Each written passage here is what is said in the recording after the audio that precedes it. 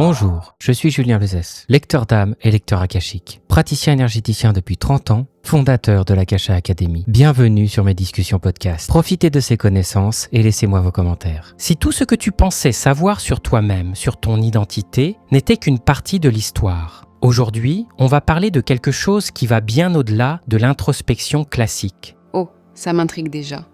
Tu parles de quoi précisément ? Je parle de l'idée de famille d'âme. C'est un concept qui mélange spiritualité et développement personnel et qui pousse à réfléchir à notre place dans l'univers, mais aussi à nos relations avec les autres. Ah oui, je vois.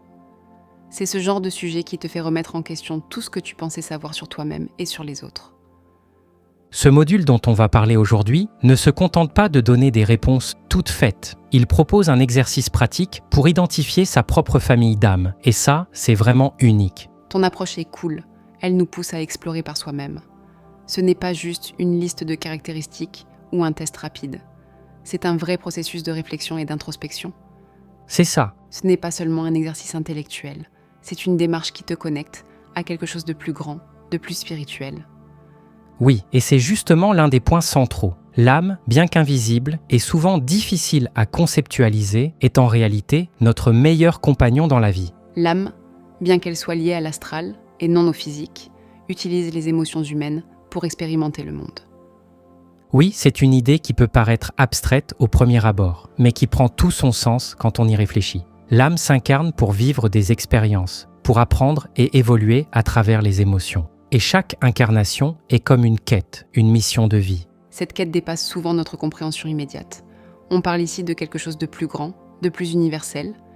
Et connaître sa famille d'âme peut vraiment nous aider à mieux comprendre nos interactions avec les autres. Beaucoup de personnes, une fois qu'ils ont identifié leur propre famille d'âme, commencent à analyser celle de leur entourage. Ça devient un outil incroyablement intégrable dans notre quotidien pour comprendre pourquoi certaines relations fonctionnent si bien et pourquoi d'autres sont plus compliquées. C'est comme si on avait une carte pour naviguer dans nos relations humaines. Ce système nous pousse aussi à réfléchir à notre propre fonctionnement, à nos instincts et à comment tout cela s'aligne avec ce que l'univers a prévu pour nous. Cette double perspective est vraiment enrichissante. D'un côté, on apprend à se connaître en tant qu'individu, et de l'autre, on essaie de comprendre notre place dans un tout plus vaste.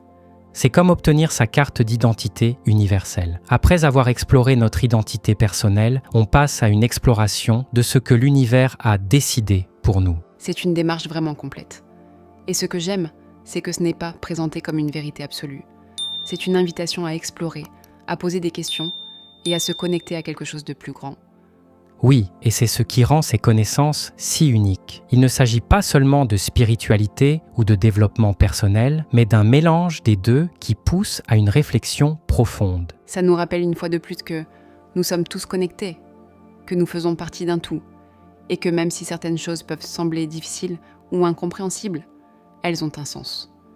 C'est réconfortant, surtout dans un monde où on peut parfois se sentir un peu perdu. C'est une invitation à se découvrir, à découvrir les autres et à se connecter à l'univers. Exactement. Merci pour cet échange. Merci à toi. À très bientôt. À bientôt. Si ce genre de sujet vous intéresse, je vous invite à rejoindre ma communauté privée, Le Refuge. Elle est totalement gratuite. Vous avez le lien dans la description.